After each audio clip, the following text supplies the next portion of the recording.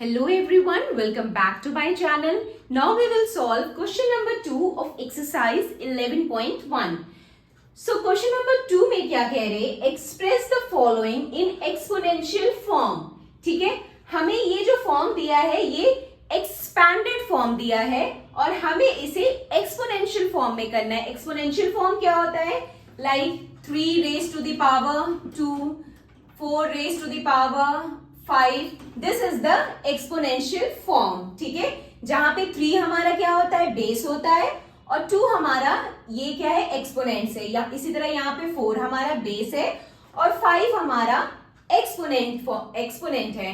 सो इसी फॉर्म को हम कहते हैं exponential form and we have to write this in this form only. ठीक है, तो हमें एक्सपोनेंशियल फॉर्म में लिखना है. तो फर्स्ट पार्ट क्या है? 6 इंटू 6 इंटू 6 इंटू 6. तो यहां पे 6 क्या हो गया? बेस है.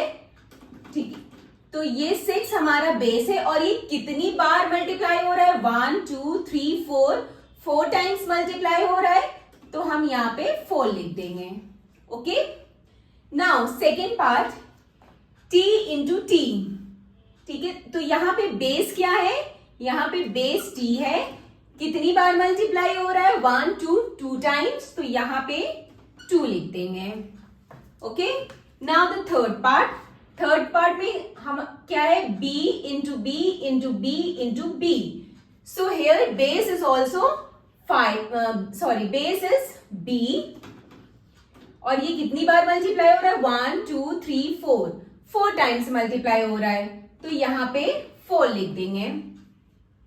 नाउ द फोर्थ पार्ट में क्या है? 5 इंटू 5 इंटू 7 इंटू 7 इंटू 7. सो यहां पे हमारे पास 2 बेस है, एक 5 है और एक 7 है. और 5 कितनी बार मल्टीप्लाई हो रहा है? 2 टाइम्स. और 7 कितनी बार मल्टीप्लाई हो रहा है? 3 टाइम्स. तो यहां पे हम लिखेंगे एक हमारा बेस 5 है जो कि मल्टीप्लाई हो रहा है 2 टाइम्स और एक हमारा 7 है जो कि मल्टीप्लाई हो रहा है 3 टाइम्स. 1 2 3. सो यहां पे 3 लिख देंगे.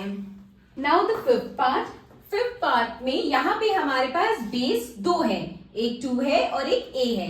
और 2 कितने टाइम्स रिपीट्स हो रहा है? 2 टाइम्स. तो ये क्या हो जाएगा? 2 रेज टू द पावर 2 2 बार रिपीट हो रहा है, 2 बार मल्टीप्लाई हो रहा है. ठीक है, एंड a इंटू a, दूसरा बेस a है और a कितनी बार मल्टीप्लाई हो रहा है? 1 2 टाइम्स. तो हमने यहां पे लिख दिया a square. Okay, now the six part में यहां पे a इंटू c 4 टाइम्स है, मल्टीप्लाई हो रहा है. देन d है. तो यहां पे हमारे पास बेस कितने हैं? 3 है, a c d. अब देखते हैं कि तीनों कितनी बार रिपीट होते हैं और फिर उसी के अकॉर्डिंग हम लिखेंगे. तो ये क्या है? a. पहला बेस a है. a कितनी बार रिपीट हो रहा है? 1 2 3. तो ये हो गया a raise to the power 3 into c कितनी बार रिपीट हो रहा है? 1 2 3 4 टाइम्स. तो ये हो गया c raise to the power 4 into d कितनी बार रिपीट हो रहा है? d एक ही बार है. ओके, तो इसको चाहे d टू द पावर 1 लिखिए चाहे सिंपल d लिखिए, दोनों सेम ही है. So this completed our question number 2. Now question number 3 in the next video. Bye bye. Take care.